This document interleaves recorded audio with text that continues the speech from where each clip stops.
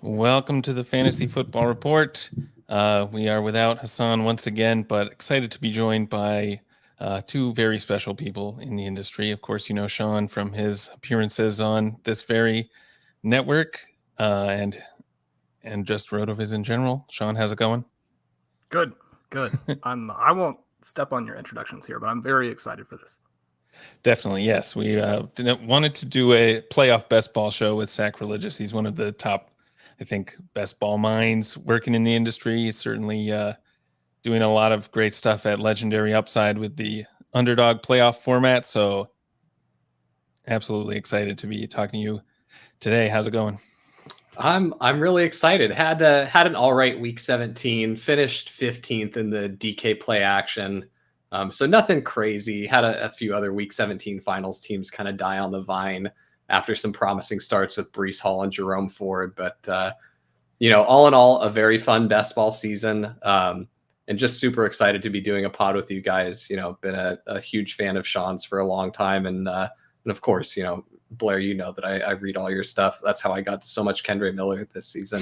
Well, I do apologize for that call and for many others, but it's okay. You also got me onto an absolute ton of Jahmyr Gibbs, so I think it balanced out. There we go.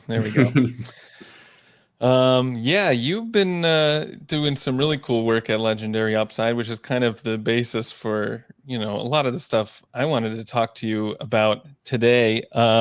Maybe the best place to start is just for someone who's just getting into these underdog playoff contests. If you haven't done one before, what do you say to that person who's trying to get some money? Yeah, I think if you're brand new to this format, the best thing you can do for yourself is, read some content surrounding it, and really just get an idea of some helpful heuristics to get you through your first few drafts while you kind of get your sea legs. And this is, it's truly one of my favorite formats for fantasy football across the board. But it's one where you really benefit from reps. Just like anything, practice really helps you improve. But because of how different this is from your traditional fantasy contests, I really do think that you benefit from getting a lot of reps in on this. So if you're going to dive in, I would recommend not going into some of the higher dollar contests right away, even if that's within your bankroll, but fire off at, the $5 puppy or mitten contest or the $3 little mitten contests, just to get your feet wet and kind of understand the format before you start firing off at the bigger ones like the gauntlet or the little gauntlet or the big mitten. And some of those heuristics, just, as easy ones are, you need to make sure that you have on your roster 5 players that could conceivably play in the Super Bowl together. And so typically that's going to be achieved by having players from both the AFC and NFC that add up to fill all the positional requirements on the roster. So at least one quarterback, at least one running back, at least 2 wide receivers, and then a flex. So that's, if you're doing that, it sounds like not a lot that you have to do, but based on the data from last year, 22% of teams did not fulfill that one requirement of have 5 players on your roster that could be live in the Super Bowl, which means they were basically immediately dead to win first place in the tournament or even really have a high finish at all in the finals. And so if you can just draft with that one little rule in mind of I'm going to have 5 live in the Super Bowl, you're already better than 1/5 of the field, which is more than what the rake is. So you can already beat the rake just with that real easy one. And that's kind of some pretty conventional wisdom, I would say. People who had been doing this content before I came around had really been preaching, make sure you have 5 live in the Super Bowl. I think the thing that I was the most hesitant to share, the edge that I thought I had that was the easiest thing to do and also a very large edge you could have on the field is not to think about it as optimizing for the Super Bowl. You're actually optimizing for the conference championship round. And the way that you do that is by never drafting more than 4 NFL teams. And again, these are rules of thumb. So when I'm saying never or always, the best thing you can do for yourself is think for yourself and think through logically if something makes sense or not. because you'll already be way ahead of the field if you're just thinking a little bit. But optimizing for the conference championship is like, if I had to, if you want the clickbait headline, this one trick to make you a winning playoff best ball player is optimize for the conference championship. So max 4 NFL teams, max 2 from one conference, typically max 1 quarterback unless you have a bye week quarterback, and making sure that all 4 of your teams could feasibly meet in the conference championship. So avoiding picking teams like, for example, picking the Rams and the 49ers on one team together looks pretty thin right now, because the only way the Rams don't play the 49ers is if the 7 seed upsets Dallas. And so if you do take Rams and 49ers together, you're guaranteeing that one of those 2 teams is very likely going to be dead by the time you get to the conference championship round. And I personally think it's pretty important to try and have as many players alive as possible in the conference championship. Now, you've already sort of gotten us to this and through it by this idea of optimizing for the conference championship. But one of the things that's so cool about this contest, and I think people, as they're working through the tactics for themselves the first time, grab onto, and I think enjoy. It's one of the reasons why I find myself getting addicted to it. But it's this tension between initial round advance, especially when obviously some of the teams with the best Super Bowl odds are going to have buys, and that advance into the Super Bowl. And then kind of discussing with that, there's a slightly different dynamic between QBs and running backs in this contest than maybe some other types of contests. And I think people, again, kind of understand that, but you crystallized that really well, I think, in your article, so it pops out to people. How are you looking at those 2 elements as we're drafting teams? And is there a tension between early round advance and later round advance? Or especially now that the rules have loosened up a little bit, or the structure has loosened up a little bit for initial round, is that something we should not really even be thinking about? Yeah, I think that's a great question. And if I had to point to one thing that I think is a problem or a leak that a lot of the field has, it's focusing so much on round 1 advancement. And Pat has said it best on some of the pods I've done with him. It's because our brains are wired to think chronologically, like, well, first I have to advance from round 1, then I advance round 2, then I advance round 3, and then I'm in the Super Bowl. It's like, yeah, I mean, that makes sense chronologically, but it doesn't make sense from a game theory standpoint. Just for reference, if we look at the gauntlet, round 1 is 2 out of 6 teams advance, or a 33% advance rate. Round 2 is 2 out of 14, or just under, what is that? Like a 12, slightly below or above a 12% advance rate. You're like 14%, right? And then round 3 is 1 out of 8. So you're 12.5% advance rate. So second and third rounds are nearly twice as, or more than twice as hard to advance out of than the first round. And yet people care so much about advancing out of the first round. And really that's only half of why it's silly to optimize for the first round. The other part is in rounds 2 and 3, you're meeting teams from other draft pods. So there will be copies of players that you have that other teams have. So if in week 1, you needed the Cowboys because the Cowboys are at home, they're against the Packers, and it's another CeeDee Lamb alpha week, right? Dak Prescott and CeeDee Lamb combined for 60 points on Underdog. And if you had them, it pretty much didn't matter what else you had. You were advancing that team, right? Well, now you're in round 2, and surprise, everyone and their mom has Dak Prescott and CeeDee Lamb stacked up. And so all of a sudden, those players almost don't mean anything to you. It's about the rest of your roster then, and fielding those unique combinations in those further rounds. And so that's why round 1 is even less important. You're the only one with those players. So if you, even one player that has a week where they meaningfully separate can be enough to just advance you. And because I think the correct way to play this contest is focusing really on the NFL teams and not so much the players, you're going to end up stacking these teams. And when a team wins an NFL game, they are more likely to exist in the part of their range of outcomes where they're scoring more fantasy points. So that's kind of the balance between focusing on the first round and focusing on the later rounds.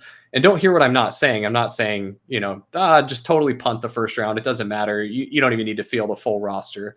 I'd say I'm almost never, leaving a draft without at least 5 players that are active in the first round, right? I'm not taking 6 bye week players or even like 5 bye week players and Jerick McKinnon or even like Jalen Waddle, who could be dicey to play in the first round of the playoffs coming off his injury.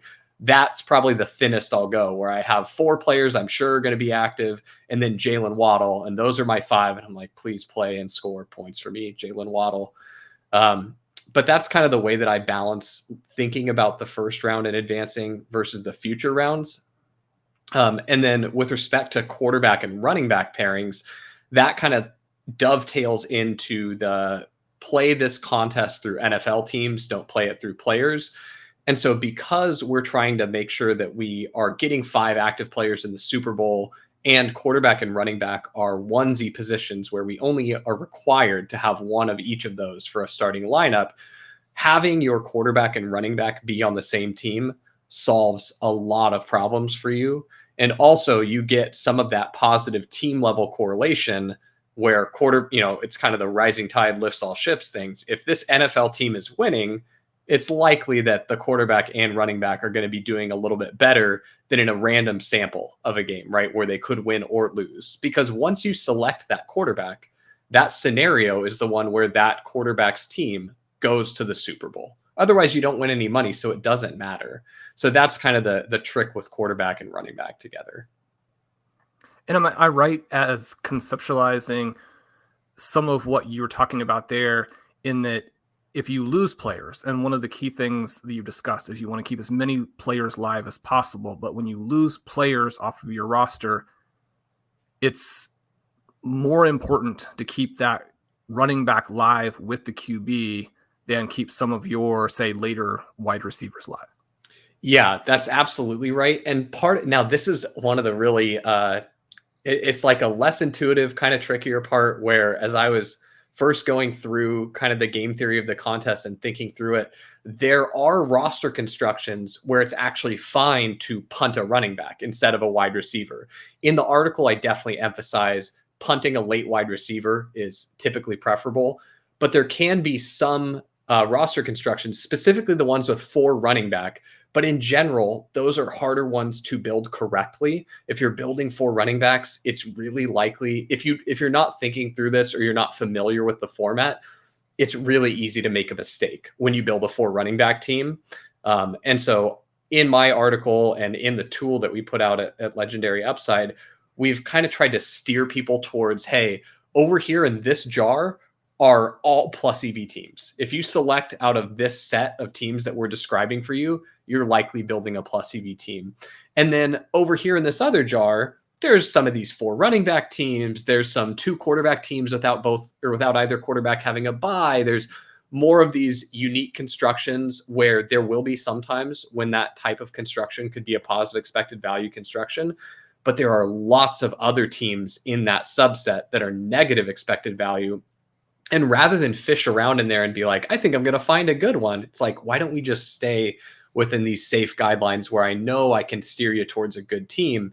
And so that's kind of what led me to the punting a wide receiver off and letting that player die as you're advancing through the tournament structure is safer than punting a running back off, because in general, you're going to be building your teams like a 1-3-6 where you don't have a lot of wiggle room to be losing running backs before you start drastically reducing the number of combinations you can even field on your roster. But if you did have more running backs, like say a 1-4-5, all of a sudden punting a running back can become okay.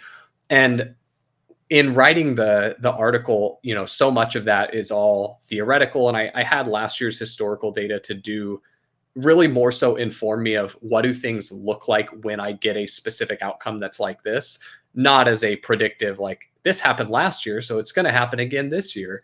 But one thing that you really can't, I guess you can, but one thing I didn't properly consider when writing the article is how the different ADP landscapes can really shift, what could be a viable construction versus constructions we typically would want to avoid, but might have to mix in occasionally. Just for example, one thing I'm finding with the way that the Ravens shake out is there are some times where you can end up with a really nice 4 running back Ravens team because of how late all their wide receivers go and the fact that both of their running backs are viable but have the bye. And if you play it that way, you can end up with 2 really strong wide receivers in the early rounds. So your wide receiver firepower is more concentrated on just a small number of players rather than trying to, go with the shotgun approach of I got 6 dudes and at least 2 of them are hitting. So those nuances, I think, are one of the things that makes this game my favorite format. I just feel like it's a format that really rewards people that are willing to think, which is my favorite kind of game.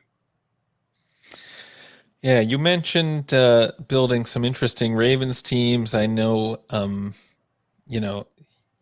we've also discussed a little bit about maybe getting out of the first round not being as important as people tend to think, but it's interesting to think about in the context of this season where we already have some certain knowledge after week 17 that the Ravens and 49ers are not going to play in the wild card. So if you're building teams around those 2 squads, how does that change your approach to the other parts of the roster?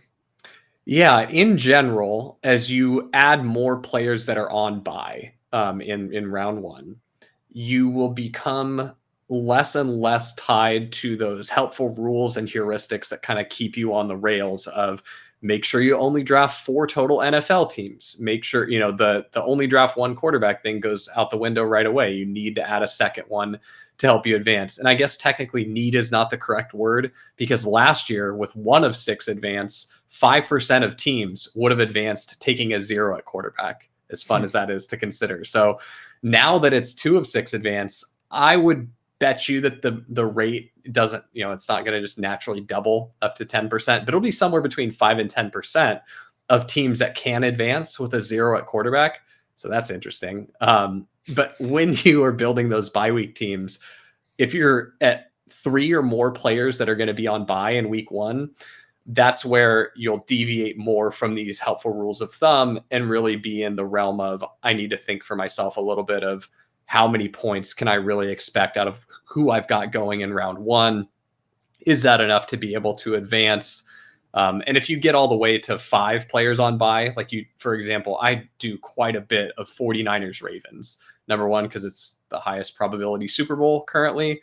And number 2, because the way that it lines up is pretty beautiful. You can get some, really, really nutted teams just with what's been available over the life cycle of the contest, where you can have pretty high degree of confidence that if you happen to sneak this really hard to advance team through to the finals, your worst case scenario is that someone showed up with the same team as you and it's you and them splitting first place, because it's going to be really hard to get a better projected team to the Super Bowl than some of these variations you're able to build with Ravens 49ers, just the way the draft board falls. But with that in mind, one of the things that I will do where people who have read my content or listened to our podcasts will, if you were in a draft room with me when you saw me building a 5 bye week team, you might think, what the heck is this guy doing? He's going way off the rails from what he says I should do.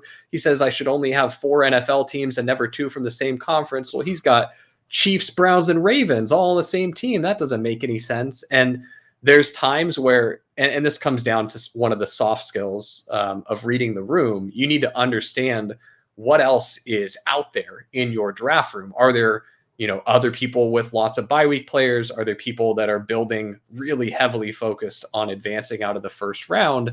And you need to kind of assess where you need to get your level of strength to have a chance. And there's some times where you're sitting there thinking, gosh, I mean, if I stay within structure, so I've got, maybe Chiefs, Ravens are my AFC side.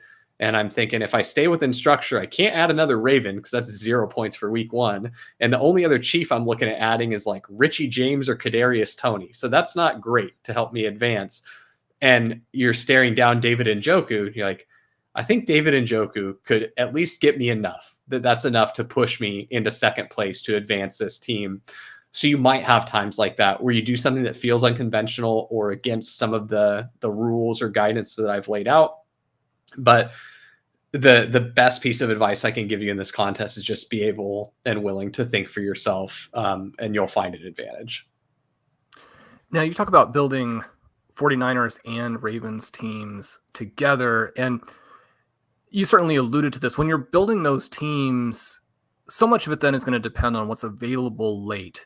But if you get your choice, and often you won't, but are you emphasizing advance with those other 5 spots, or maybe even only other 4 spots? I mean, if people are advancing without QBs, you could certainly imagine scenarios where they're advancing 4-person teams, with a QB. Or are you prioritizing trying to create a scenario where you have Ravens plus an NFC team or 49ers plus an AFC team to give you that in addition to the Ravens 49ers? Yeah, I won't ever, in those instances, I'm not going to prioritize it falling neatly into structure. And when I say in structure, it's like what you're describing of, I got 49ers as my primary Super Bowl team, and then I've got some Ravens sprinkled in there, so I could field a full 49ers Ravens Super Bowl. And say in this instance, you have Brock Purdy as your quarterback. You're describing, I want to add an AFC team as some of my help me to advance pieces. And then also in those very few outcomes where that underdog team does make a run all the way to the Super Bowl, it's Cleveland Browns Super Bowl, or, Jacksonville Jaguars Super Bowl, or Houston Texans. That would be fun. I'd love to root for CJ Stroud in the Super Bowl. But you get one of those thin ones as help me advance. And then if this happens, maybe I win all the money because no one has 49ers and Texans, right? I'm not specifically prioritizing that. I'm more so when I'm in that spot where I'm kind of up with my back against a wall of I got 5 bye week players, I'm really focusing on getting 5 live spots in round 1. And you can kind of think of it as it's the same principle that we're applying to why we want to have as many live spots as possible in the conference championship round. It's because that's allowing us the best chance to advance there against a really tough advanced structure, 1 out of 8, when our opponents can have some overlap with us. But in round 1, our opponents can't have any overlap with us. They won't have any of the same players, but we're probably looking at one of the lowest probabilities out of the whole tournament for our ability to advance in round 1 with only 5 players. Like I would say by round 2, if you manage to sneak that 5 bye week player team through, just by nature of how poorly the majority of the field drafts for this contest, you probably go from, a 2 of 14 or 1 out of 7 probability to advance to like, I would say you could easily get up to 30-40% to advance round 2 if you're playing this optimally. And then last season, I had teams in round 3 that were 100% to advance because I blocked every other feasible combo that my opponents in that pod could have. So when you think of it that way, when you're like, if I get fortunate, I could even have a 100% advance rate in round 3 if I get this there. I probably can get like a 30% in round 2. And so then when you think about round 1 in that context, it's like, okay, the base rate's 33 if I was building, just like everyone else is building, but I'm probably down below like 15% or something here. So I'm not really going to risk it and try and only thread the needle with 4 live players in round 1, although you certainly could. You certainly could do it with 0 quarterback as well. But I don't want to drop my round 1 advance rate that low. You kind of want to find the balance between I'm happy to sacrifice round 1 advance rate. For me personally, the way I think about it with how many Ravens teams I have and how many 49ers teams I have and how much I focus on 2 bye week builds, if I get a 20% advance rate for my entire portfolio out of round 1, I'll be, doing cartwheels because I know that I'm taking so much of that through the next couple weeks. And so that's, 20% when your base rate is 33% is a pretty big sacrifice, but that's kind of the way that you want to think about this contest. You should basically, if you're new to this, after week 1, you should be losing quite a bit of money. And then in week 2, you should start to feel a little bit better.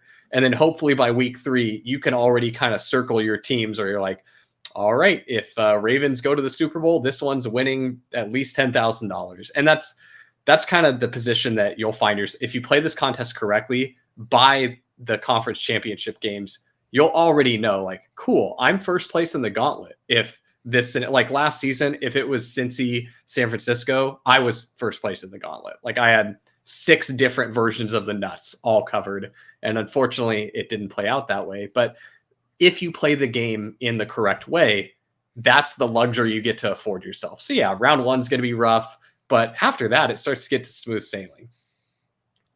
And just to, again, give people some context if you haven't played much yet, when we're talking about prioritizing advance or maybe building some other things, the players available in the late rounds have these huge differences in expected scoring in the first round. So if you have players from teams expected to lose, you're going to have some real firepower there versus other teams that are drafting very, niche types of players or however you want to label them. So those are some of the choices you have to make, and there are different incentives for each thing, as was just described. So you mentioned having teams covered. Describe how you accomplish that, and if there are any negatives to where if you build such and such a team, you have certain teams in your pod covered. Is there a situation where that creates problems for you if you have certain other teams in the pod, where by having a big chunk of it covered, you also have the other chunk that has an advantage on you? Or is that not really the way that it plays out? It's a good question. You certainly could end up dominated. And so when I talk about this, I mean, let's just think of a hypothetical scenario where let's say that it's 49ers, Ravens, both make the conference championship. And so you have 5 of those players, right? And the combinations of those 5 players that are available based on ADP and that actually project for decent fantasy points, like the pool is relatively small. So there will be people with those same 5 players as you, most likely, in your pods. I guess with the 2 bye week teams, it gets to be a little harder because it's harder to advance those, right? But just theoretically, hang with me here. We've got people with the same 5 49ers and Ravens as us. If you have other teams that were entirely eliminated, and so you only have those 5 players remaining, you've got a decent chance of being dominated in that pod, where instead of, say you had the Cowboys as your team to make it to the conference championship with the 49ers, and they get upset, in typical Cowboys fashion to the Green Bay Packers in an embarrassing way, round 1 at home. And so instead, the unlikely Packers go on a run. But guess what? There is some disturbed individual out there that drafted Packers 49ers. Actually, that wouldn't work because the Packers and 49ers face each other. But instead, they drafted Detroit 49ers. And Detroit's the one that makes it through to the conference championship. Well, now if they have any Detroit player above and beyond your combo of 49ers and Ravens, if that Detroit player scores enough that it would outscore any of your players that would hit your active lineup, you've lost. You cannot advance, right? And then even if you tie, you've lost because the tiebreaker then is the next highest scoring player on your bench. So that's kind of the way that the tiebreaker logic works and how being blocked works. And then to answer your question about, well, let's think about it from the Chiefs, because I think that's a good angle. What if I went so deep on the Chiefs that I have 6 or 7 Chiefs? Because they're a team where it feels really possible that it might not even be that bad to have that many Chiefs, because all of their peripheral wide receivers are so thin, that, hey, in any given week, it could be any of these guys. And I'll get 3 really high powered pieces from, say, the Cowboys. I get Tony Pollard, CeeDee Lamb, and Brandon Cooks. And then I've got all the Chiefs and Pat Mahomes. And that's what you show up to the conference championship round with. Well, if you were right, and it is Chiefs Cowboys, which you needed for the Super Bowl, you're never going to be fully dominated, right? Because you've got 10 live in that instance. So you're not in a bad spot. But the situation that you're describing, Shawn, where it's like, oh gosh, I might have some of these guys dominated, but then someone else comes in over here with a trump card, so to speak. And instead of, Cowboys and Chiefs, they've got the Ravens, who are the other side of that Chiefs matchup. And they show up with Zay Flowers, and Zay Flowers is optimal that week. And so then you truly are dominated. So yes, that can play out, but with how poor the field is at this contest in general, it won't play out very much because people just won't get to the conference championship with that many live players. And so if you're one of the people that's doing that, you won't have to worry about that scenario happening too often where you're the one that's dominated. In the vast majority of pods, you'll be the one that's dominating everyone else. Yeah, this is a good discussion. I mean, it kind of leads into the next topic I wanted to touch on, which hopefully will lead into us actually getting in a draft here, which is what some scenarios you write in the article about scenario-based drafting. Like you're thinking about who's going to actually be in the Super Bowl, who's going to be in these conference championship games. What are some scenarios that you are especially attracted to this season? Maybe apart from the Ravens and 49ers. Yeah, I mean, I've been hammering Ravens 49ers, but to get a little bit outside of that, one that falls really nice right now, which I think the probability of this scenario actually happening has gotten worse over the last couple weeks, but that is 49ers and Dolphins. And the reason I say it's gotten worse is the Dolphins, with all their injuries on defense, look like they're going to be a much weaker version of their team. And it's so sad because it really feels like the Dolphins were getting hot at the right time and their defense was coming together. It's like, oh my goodness, we've got an explosive offense and a defense that can generate takeaways and, you know, have big drive stopping sacks and all the things you want out of a playoff defense, right? And then they have these devastating injuries. So that's a little bit of a bummer, but because of the public sentiment mirroring my sentiment on that being a lower probability outcome now, you get some pretty favorable ADP slides from the Dolphins. And so one of my favorite builds, and the reason I like this so much is because you're opening yourself up to just like the turbo nuts, like a crazy, even better build than Dolphins 49ers. But Dolphins 49ers is like your really, really great secondary option. So the nice thing is this is functional on both of the turns. So you can go from the 6th spot, you can end up double tapping sliding 49ers wide receivers, which don't ask me why they're sliding right now, but they are. And so you can go, you know, Brandon Ayuk, Deebo Samuel. Doesn't make any sense that they should go at the back half of the first round. People are just scared of the bye, you know, oh, the bye week's so scary, I can't advance round one. It's like, don't worry. You want the team that's in the Super Bowl. Don't worry about round one. And so then you end up with the 2 premium 49ers pass catchers, right? And it comes back to you on the 3-4 turn. And at this point, there's a couple different things that could have happened. You get really lucky, and the CMC drafter declined Brock Purdy because he didn't get either of the other pass catching options. You know, Kittle maybe gets aside from him and he says, never mind, I don't want Brock Purdy CMC. I'll do something different. I'll do Josh Allen, you know, Diggs with my CMC. And so in the very rare outcomes where all of a sudden you get Purdy with the premium San Francisco double, now you're in business. And then you can tack on whichever Dolphins player is remaining there. Typically, Mostert can still be available at the end of that second round. And so you can get, you know, really strong running back that can play in week 1 for you to help you with that, you know, harder to advance round 1. And then on the way back to you, you're hoping that Waddle comes back to fill out a wide receiver spot in week 1 for you and also fill out your flex spot. But even if it's just a Chan that comes back to you, then you're fine. You know, you've got your 2 running back, you got running back and flex covered for week 1. And then, yeah, in the Super Bowl, you're going to have 3 total running backs. So 1 can't hit your lineup, but you know what, we'll deal with that problem when we get there. And then the other way that draft plays out is when you don't end up getting the Dolphins outcome there, you typically get the Chiefs handed to you. So it's really just 49ers, Chiefs, Dolphins flex play is the way that I would describe this strategy. From the 1 hole, you end up with a similar thing, but with CMC. And so then it flips the way that you would prioritize the Dolphins players. And one thing with the way that ADPs work in this contest is so much of it is room by room specific. I did a study on the ADPs last year and looked at the interquartile ranges of how the ADPs fluctuated over the life cycle of the contest.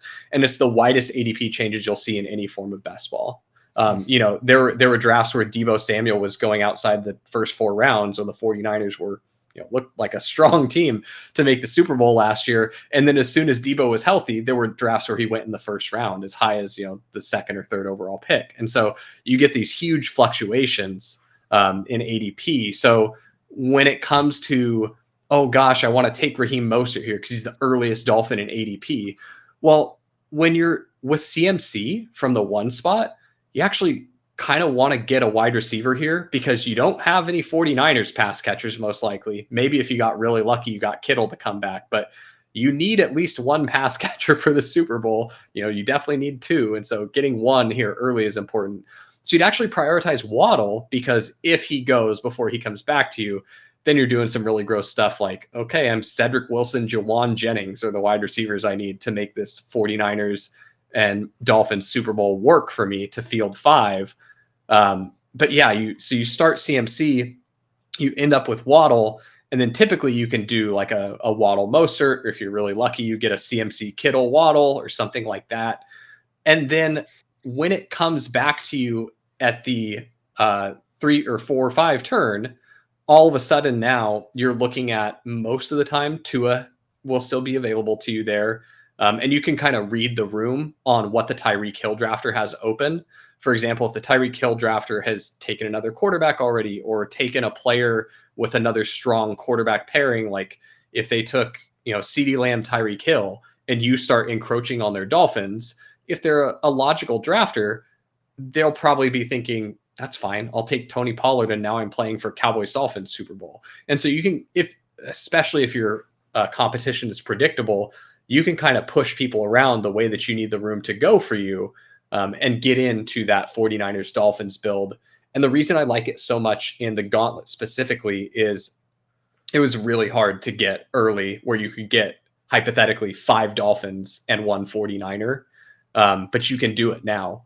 And you can get all of the Dolphins pieces with a 49er. And so you have a little bit of an advantage over those teams that were drafting for the same Super Bowl scenario as you earlier in the contest, but they didn't have access to all of the same players.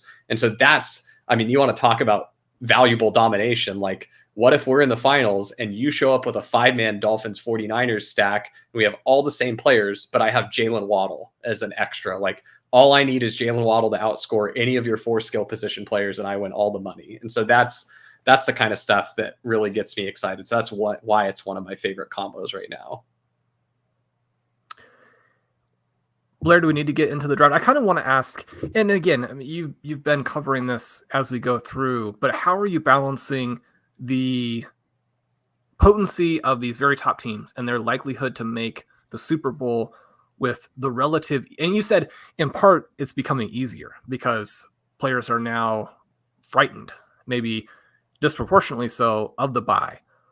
But compared to the ease of building out a very powerful team from, say, the 2 through 4 seeds, who, yes, they have a much less likelihood of making it. And it feels that way, especially I think after last year, where the 2 number 1 seeds, do make it. But it's a lot easier to put those teams together, and there might be some peripheral benefits in addition to the ease. You can cook up some absolute monster. If you avoid players on bye, you can draft some teams where you're like, I don't see how this loses. I'm advancing all the way through. I might make the Super Bowl with 0 live players, maybe, but I'm getting there. You can build some behemoths if you're willing to do it that way. And for me, last season, I thought that the 49ers I thought the Eagles were not going to be able to handle the 49ers in the playoffs. And so I personally shied away from Chiefs and Eagles as a matchup last year with the 2-1 seeds. When I added in my I know ball take of, I don't think the Eagles can handle the 49ers, and the fact that it's so hard to get these 1 seed teams through the double 1 seed, I was happy to fade that and go with more of the builds that you're describing, Shawn, of what if I just get to play all of the really good fantasy players, and I do it in a way that's still smart and within the confines of what I should be doing for the contest. And I'll tell you, those so much 49ers Bengals. Yeah. I certainly didn't have it covered like it sounds like you did, but so much. It was heartbreaking when it didn't come through. Except for the fact that I'm from Kansas City. So if the Chiefs had to advance, I was like, that's the other side. That'll be all right.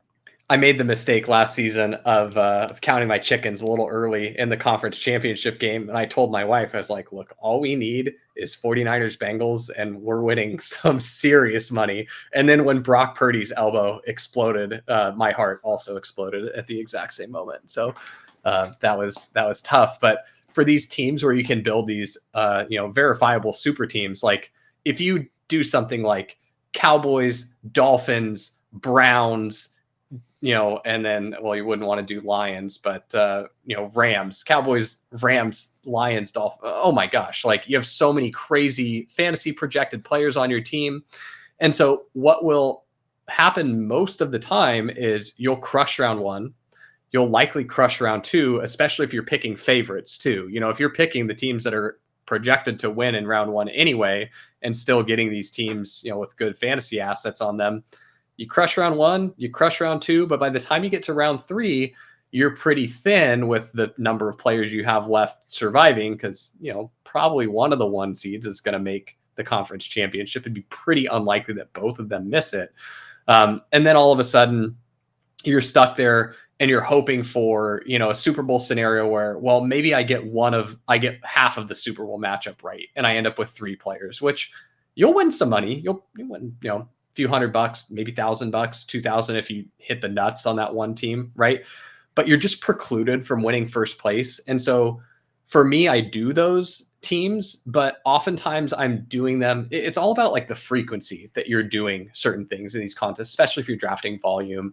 And so I'll do them when they're the best option in the room. And that's something that I think I probably should emphasize even more is every room, you know, number one, the contest is so soft, you should play exploitatively. It's not like regular season best ball where the market is relatively efficient, especially in the early rounds, and there's so much chaos and variance in what can happen over the course of an entire NFL season that balancing your exposures and flattening out in some places can be prudent.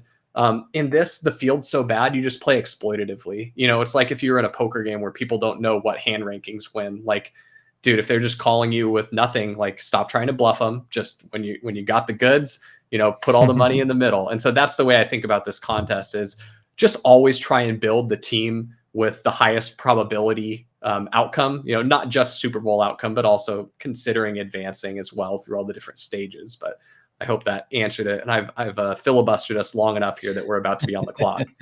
We are now on the clock at the 105. There is a chance to do a 49ers thing. We also have Tyreek Hill. What are you thinking? I personally here, if you want to be really risky, you take Brandon Ayuk. If you want to play it safer, you take Tyreek Hill.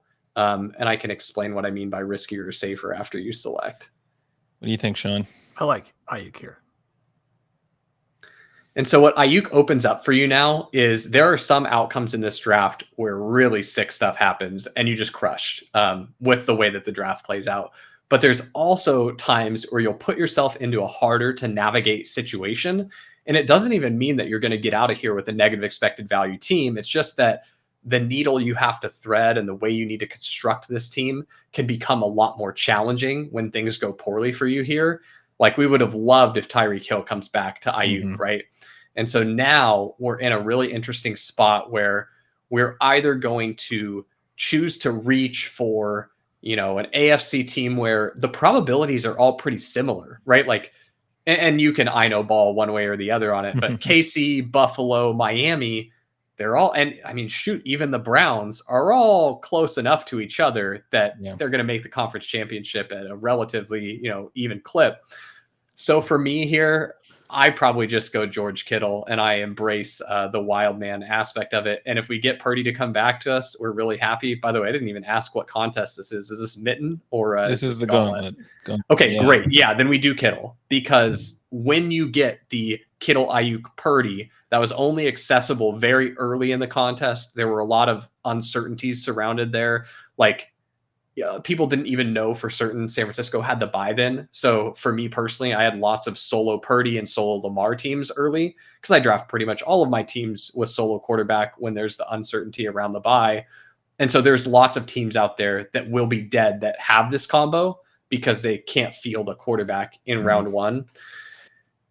And so we're basically praying at this point. We're praying that people aren't willing to take Purdy. And then if they do, then we want to make some smart pivots. And there goes Purdy. We want to make smart pivots considering the context of the contest as a whole and what has been available over the ADP landscape. And so we still have a couple tricks up our sleeve, especially since we have the Dolphins team pinned in on the turn there. We might be able to bully our way there. If we had gone with a Chiefs player, how would we have played that? At this point in the draft, it's really scary to take a Chief because you can't ever deny someone from getting a Pat Mahomes Chief pass catcher stack before it comes back to us, if that makes sense. Like let's say, for example, we take Rashee Rice, who in our internal rankings where we've got like a player fantasy point based component that's underlying before it goes through the algorithm that's telling us what the best way to play the contest with respect to the game theory is. We've made Rashee Rice and Travis Kelce the same as far as what their fantasy point projection is. So say we take Rashee Rice, well, now all of a sudden we end up in a scenario where any of the 4 drafters between us, probably not the guy who took Lamar, I mean, he could if he's getting real crazy, could be incentivized to click, Kelce and Mahomes before it comes back to us.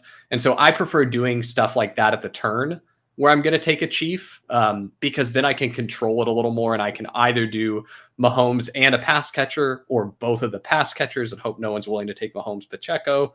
But anyway, I just feel like the Chiefs still opens you up to a similar level of risk as taking Kittle, but with not quite as high a reward.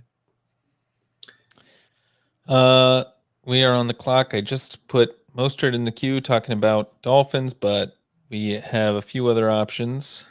Yeah, you got 2 paths of the game tree here that are both perfectly acceptable. One is Chiefs, one is Dolphins. And so if you go Chiefs, you go Rashee Rice here. If you go Dolphins, you go Raheem Mostert. But both are totally viable. It's just whatever flavor you want to play. Let's go Rice. And so now here's the interesting part. So we want to go to the draft board real quick because we need to see what we're doing with Mahomes. So the Kelce drafter has Purdy. He's looking for a second quarterback, right? So it seems pretty hard for us to get a fast one past him and push Mahomes. So what we're likely going to end up getting forced into is we're going to need to take some kind of advanced rate running back at some point in this. And we've got a couple different options. But I think here we have to take Mahomes and we'll pray that Pacheco gets back, but he probably won't. Yeah. But yeah, and one thing that you can incorporate as like a soft skill if you're drafting is prior to making that Rice selection, we can see who took Kelce again.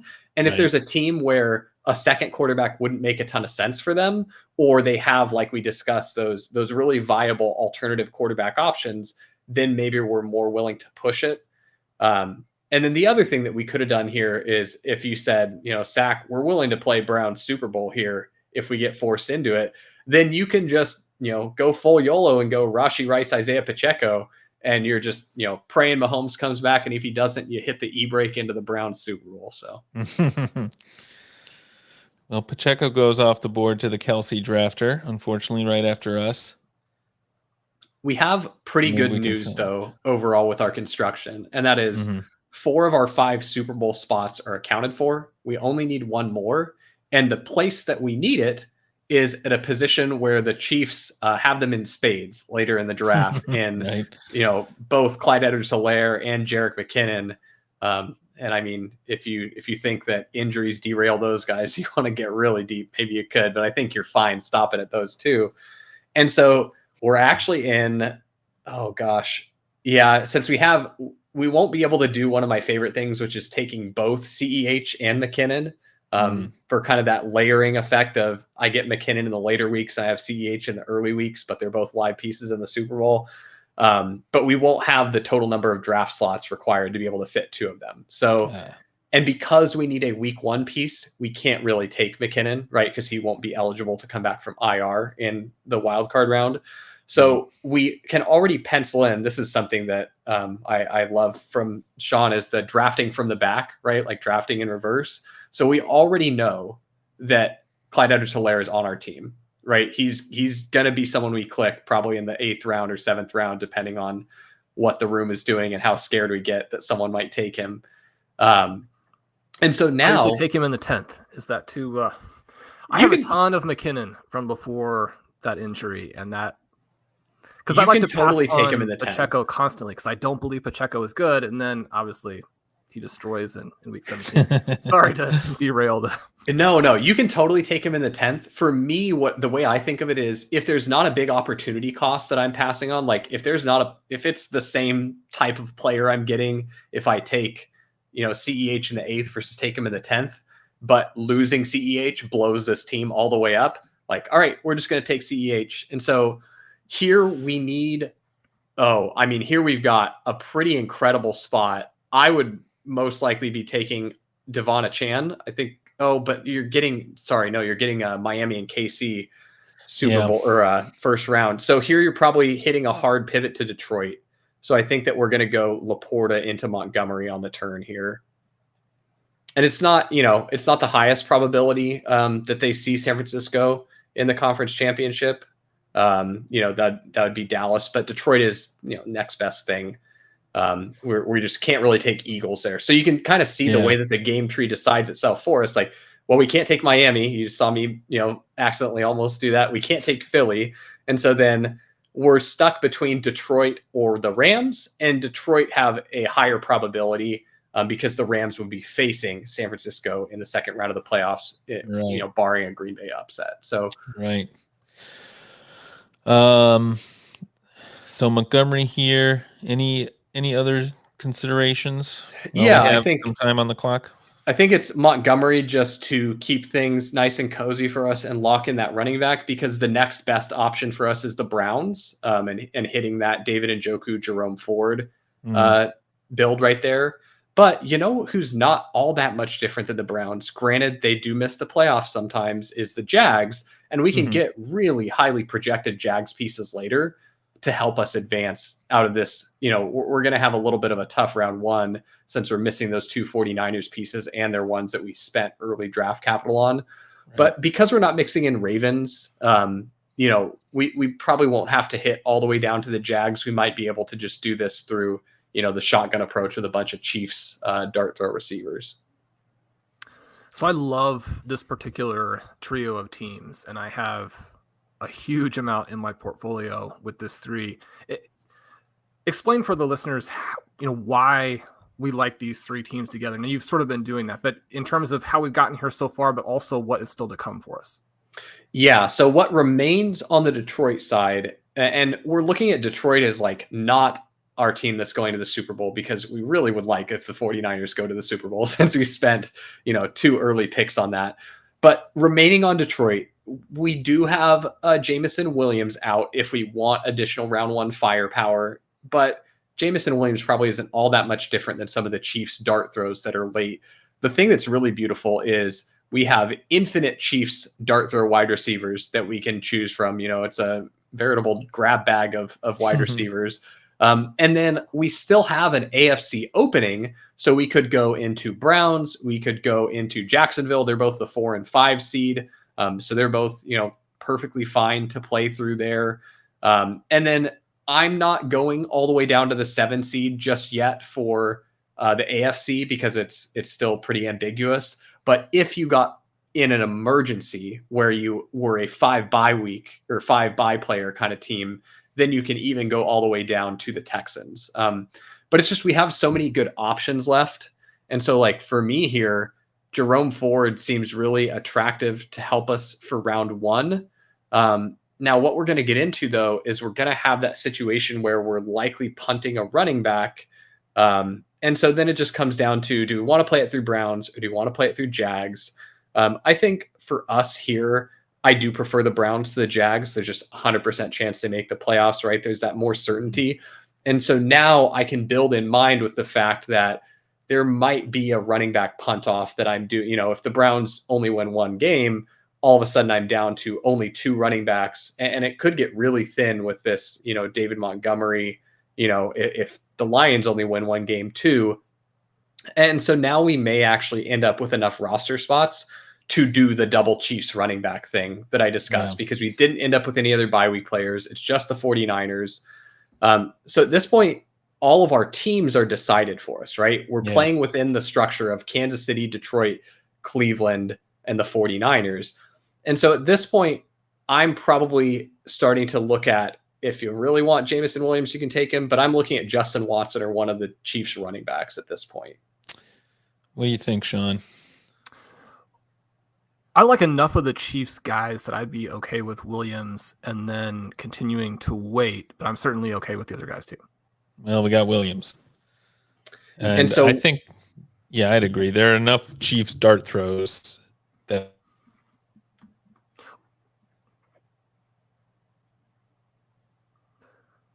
What order are you ranking the Chiefs guys in, albeit, obviously they're close? Who are your favorites there? as you're putting together those KC teams. Yeah, this is a really cool part of some of the game theory for the contest. So lots of the Chiefs wide receivers have really, really late ADPs, like very near 60, which means they don't get drafted in every draft.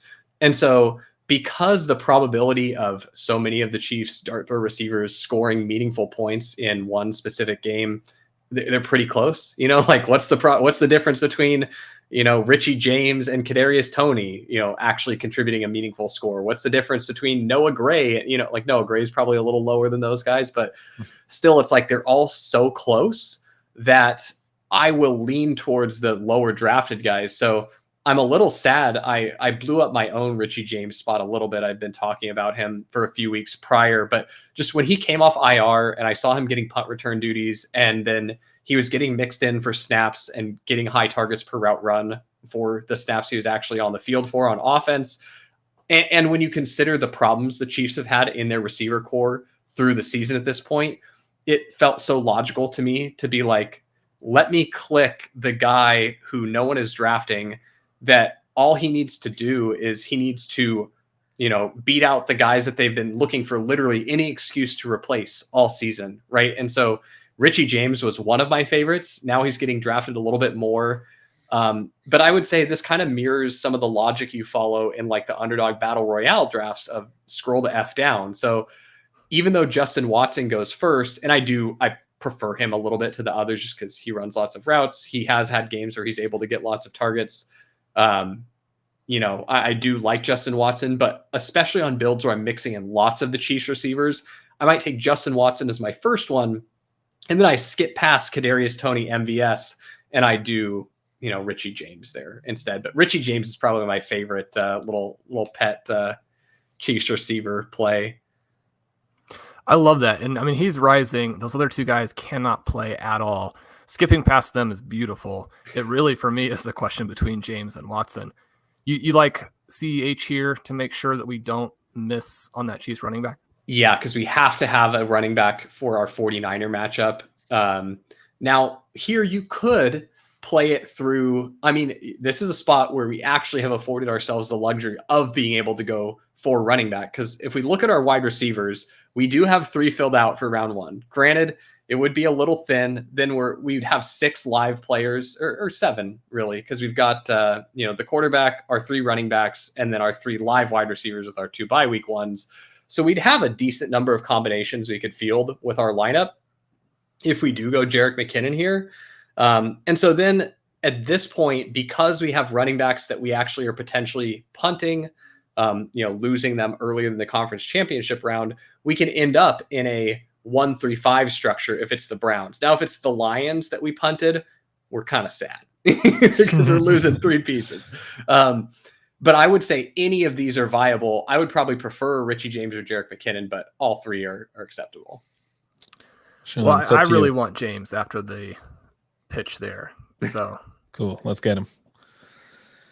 Yeah, and in general, I would say that if you never drafted a 4 running back team, you wouldn't be making a mistake, right? There are times where I've drafted 4 running back teams like, this is sick. I really liked this scenario for this. But 3 running back is almost always going to be like a safer avenue to do it, where you don't have to worry about thinking through. And I've got the charts that you would actually want to like think through the game theory are in my article on Leg Up. And it's just the number of total unique combinations you could field as a starting lineup, given the total number of active players you have in a single week. And so the way you think through it is just, all right, in this week, I'm 8 live players, but I'm 5 wide receiver and 3 running back, or I guess we'd only be 7 live players if we ended up taking McKinnon because he's dead round 1. And so then you'd think through like, what does this look like in round 2 if the Browns don't win their game? Okay, now I'm still sitting pretty. I'm 1-3-5. But if the Lions lose their game, what does that look like? And so just kind of going through those different scenarios of how it can play out is what you would do to inform yourself of if a 4 running back build is acceptable or not. But yeah, it can be a little tricky to think through, especially if you're a little newer to the format. So just to recap our team for the audio listeners, if we have any, Brandon Ayuk was our first round pick at 105. Then we paired him with George Kittle, got Rashee Rice in the 3rd, Patrick Mahomes, Sam Laporta, David Montgomery, Jerome Ford, Jameson Williams, Clyde Edwards-Helaire, and Richie James. A 49ers, Chiefs, Lions, Browns. Kind of. Only one Brown, but that's okay. One of the best things about this team too is our Chiefs selections are perfect for this being in the gauntlet, where there are teams that could very feasibly have a Pat Mahomes, Rashee Rice, George Kittle, Brandon Ayuk, and they might even have us dominated with a better combo. They might have Ayuk Debo instead of Kittle, right? And so what we did to kind of pull the lever to negate that advantage is, well, we just took two Chiefs that you definitely were not drafting at the very beginning of the contest. No one was clicking Clyde Edwards-Helaire, and no one except myself and maybe Sean were clicking Richie James. So discuss the trade-offs between taking Jerome Ford and, say, having both of the Chiefs running backs. Discuss the trade-offs between taking the third Lion and other players we could have selected at that spot. Awesome, super good questions. God, I love the good questions. So Jerome Ford versus Jerick McKinnon is purely a round one advance lever versus a Super Bowl equity lever, right? Where Jerick McKinnon's adding an additional combo for you. It's probably pretty unique, especially if you get a scenario where both CEH and McKinnon score touchdowns in that game, and you'd really prefer it to happen in a game where Christian McCaffrey doesn't go crazy. But that can be a really fun lever that you have then in the finals to, a high finish where you've got this thing that no one else really has. And it's not, it doesn't project all that terribly when you consider all the other pieces. There's going to be a lot of people showing up with like a Jawan Jennings, or Eli Mitchell as their fifth piece. And so when you get to go toe to toe and you're like, hey, it's, Isaiah Pacheco, Sean's right. Isaiah Pacheco ended up totally stinking and the Chiefs just don't trust him. He fumbled a bunch of the playoffs. Now it's Clyde Edwards-Helaire and McKinnon are the only two guys they actually trust in the Super Bowl, and you've got them both. That's pretty interesting. But Jerome Ford is, hey, this is a guy that's 100% to play in the playoffs. He is playing week one for sure. He's on a team that's been pretty hot lately, and he's the projectable volume play, right? And so what it does for us is it boosts our round one advance rate by a few percentage points, most likely. And then, it's a trade for Super Bowl equity. So that's one of the soft skills you need to have as a drafter, is evaluating where you're willing to take those risks and swing for the fences in the Super Bowl, or where you're saying, what I win when I win with this thing that helps me in the Super Bowl or the conference championship isn't even that great. So I'll go Jerome Ford here to try and get me to more of those Super Bowl and conference championships. And then what I would say is Jameson Williams is actually the pick that I think is a good example of what do you win when you win. And with Jameson Williams, for us, it's not that much, right?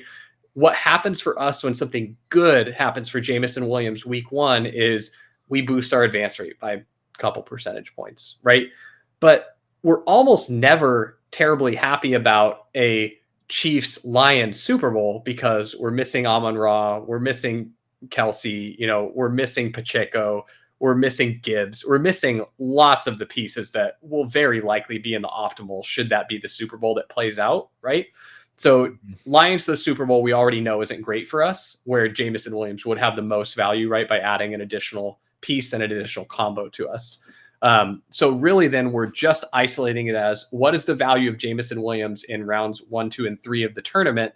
And in round one, it's, probably the biggest that I guess round 2, should the Lions win, is likely his largest advantage he can provide for us.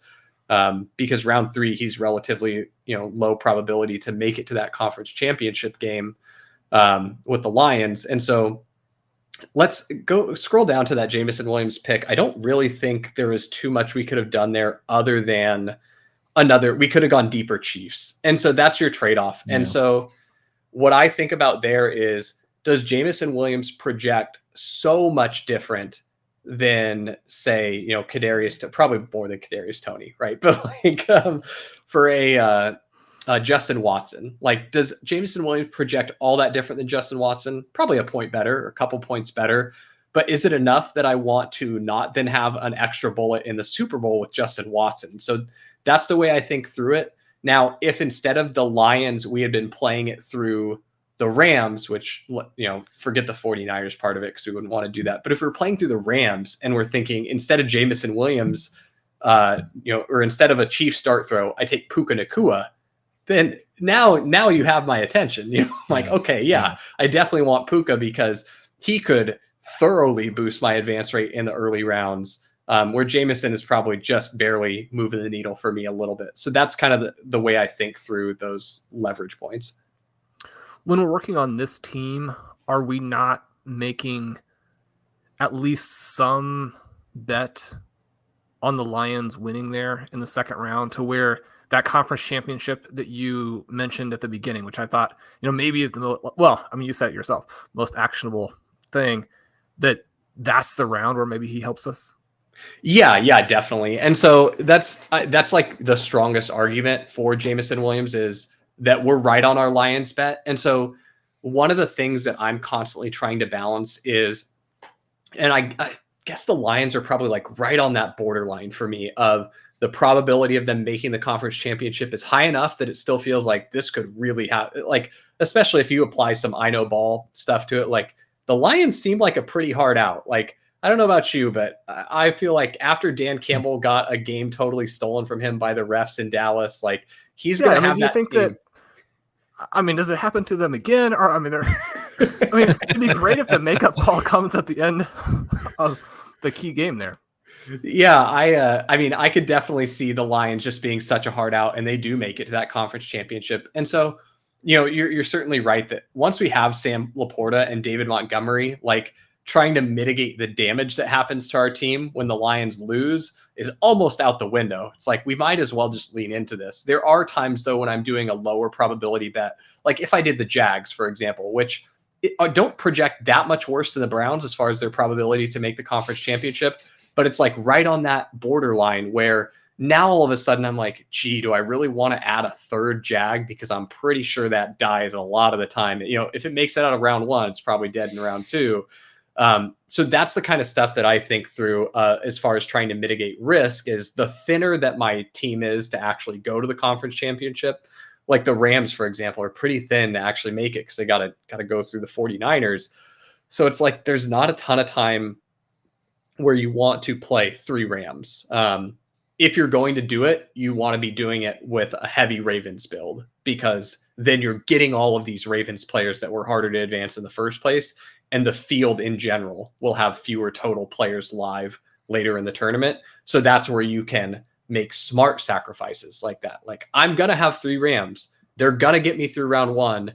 And then they're walking into the buzzsaw that is the 49ers. And that's okay, because I have 4 Ravens. And, other teams with 4 Ravens are going to have a hard time getting here without the Rams. And so the other teams I'm worried about, they also had Rams that died. So that's kind of the way you can pull those levers in a thoughtful way. You've mentioned uniqueness and mentioned it with Richie James. Maybe kind of reinforce for people when that's important, or when it's most important, and kind of the contrast between going for James there versus maybe the decision to take a Cleveland Browns player like a Jerome Ford, a Cleveland Browns running back versus, say, and again, it kind of depends on which guys you like from a football perspective, or which guys you think project the highest in any individual game scenario, but why you might prefer him over, say, an AFC South running back who is exciting but might not make the playoffs at all. Yeah, so uniqueness really only matters, like you can be as unique as you want to find the guy you need to get out of round one. But if that guy never makes the Super Bowl, all your uniqueness doesn't really matter, because there will be plenty of pods where you could advance without the guy you need, the unique round one. Say that you take, you think the Colts are going to make the playoffs. You take Jonathan Taylor and, you're really excited about it. And you're right. And the Colts do make the playoffs, and Jonathan Taylor smacked 30 points week 1. You're just doing backflips, right? You knew ball. You totally called it. Jonathan Taylor, the guy you need.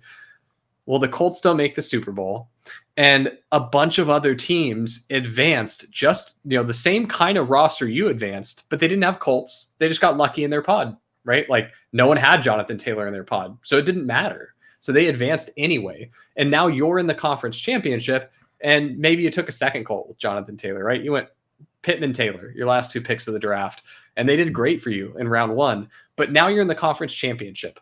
Not every team is going to have 10 live players, but I promise you, there's going to be some that have 10 live or 8 or 9 live in that conference championship, and you can just be at such a major disadvantage there that uniqueness in round one does nothing for you later. And so one of the things that I've run into in talking about the game with people, trying to wrap their heads around it, is as far as getting unique, people who are like used to drafting in the battle royale daily contest on Underdog think about, I got to scroll way down and click guys that are never drafted.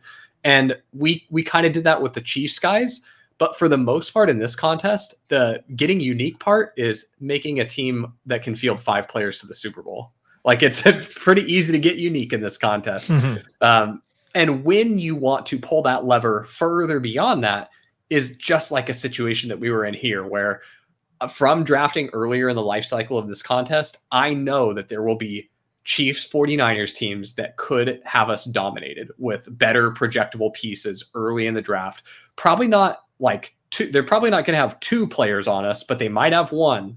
They might have everything we have plus a Debo, or they might have everything that we have plus a Kelsey. And all of a sudden we're scrambling to try and make up those points. And the only way to really do that when you're in the finals is taking a player that they won't have. And so that's where you get into the, I'm going to draft the less drafted Chiefs receiver. This is something I'll actually do in practice. When my Chiefs team has some crazy stuff that was really hard to get, I had big fallers, or I had combinations that through the entire life cycle of the contest I haven't seen very many people be able to get, then I'll just go with the chalk stuff. I'm like, cool, Justin Watson it is. I know he's going to be out there running wind sprints. Like, he might not get a ton of points, but he will be getting routes for me. And I'll just, stick chalky there. But when I have a team like this, I'm like, I need to do something a little different at the end. Then I'll draft a later guy. Another one that I do like that, where it's a lever to pull, where I'm like, I'm probably screwed if I make the finals. Someone's going to have me dominated, but I want to draft theoretically live teams. They don't have to hit very often, but when they hit, I need them to have a path to first place. And so one of the paths to first place that I like when I get myself in this sticky wicket is if I've got 49ers Dolphins, and I did it because some I went with like something like we did, Ayuk Kittle from the 5-6 spot, or from the 6 hole here on the turn. And I ended up having to pivot into a Dolphins build. I wanted to do something else, but I missed out on Tyreek and I missed out on Mostert. And so I just end up with a Chan, Waddle, and Tua. And I'm thinking, gosh, I'm dominated every which way. Well, do you know how you get undominated? It's you play Cedric Wilson because you say that, Tyreek Hill's ankle injury got worse. Or if you didn't have Jalen Waddle never gets right from the ankle injury. Or if you have both the receivers there, you got plenty of receiver firepower from your 49ers pieces, you go to Jeff Wilson because, I'm sure we can all anticipate a future where one of the Dolphins running backs has an injury issue, by the time they get to the Super Bowl. And so, are we saying Jeff Wilson's going to win you all the money? Very, very unlikely. But what Jeff Wilson does for you in that situation is it makes it so that when you get to the Super Bowl with this specific 49ers and Miami combination that should be dead to rights because other people have better versions of it, you at least have a chance, right? When Raheem Mostert twists his ankle on the first play of the game, and he's perfectly fine. It's not a long-term injury. He's totally fine. The Dolphins even win the Super Bowl. He's happy. Don't worry about him. But Jeff Wilson comes in, and he's the guy that, Mike McDaniel trusts because of his time, and that's the guy that they're going to ride to take him to the Super Bowl. And he gets the Raheem Mostert 2 goal line touchdowns. And that's the path that you had to follow to actually win all the money. So it's just being willing. When you're kind of screwed, it's just being willing to click the gross stuff and say, it's not likely it wins, but it's better than saying there's actually no chance I can win, right? And like you mentioned, all 4 of those very exciting players from the Dolphins, they're perpetually injured. So the path to the other players is sad. It makes you unhappy about the football, but it is there. And so, even beyond the tactics, it's very easy to see that scenario that you mentioned playing out.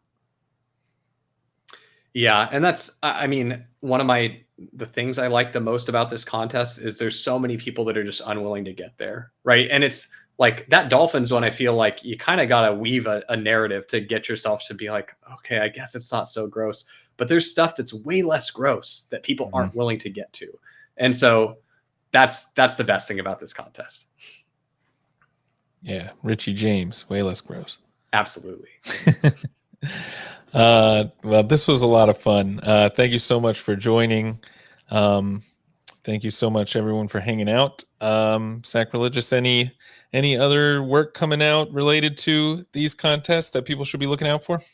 We just recorded a new podcast, Legendary Upside, today, actually. So that'll be out on the premium podcast feed behind the paywall for Legendary Upside. I think we'll be doing at least one or two of those every week. And then one of my other favorite fantasy football formats of all time is the FFPC Playoff Challenge, which we will be doing some content over at Legendary Upside for as well. Pat's going to have his ownership projections for that contest. Which a funny little story. The way that I got hooked up with the whole ship chasing crew in general was I did my own projections for ownership for the FFPC playoff contest. And I was watching a ship chasing stream when Pat mentioned he had done his projections for ownership, but they'd only be available behind the paywall in the Discord. So you had to join the YouTube channel. And I said, gosh, I've spent so much time on these projections. I really want to know like how they stack up against someone else's ownership projections. And that's what got me to bite the bullet and kind of join the whole ship chasing community. And been very glad that I did. Haven't looked back since. So I'm super excited to get to collaborate with Pat on the ownership projections this season. I think I can speak for him too when I say it's one of both of our favorite formats for fantasy. It is fantastic, and Pat's projections have always been awesome. So we'll be looking forward to that. And I mean, this has been a blast. Blair, I appreciate you inviting me, and so much for Sackreligious, you coming on. I mean, so cool. Loved it. Well, hey, thank you so much for having me, guys.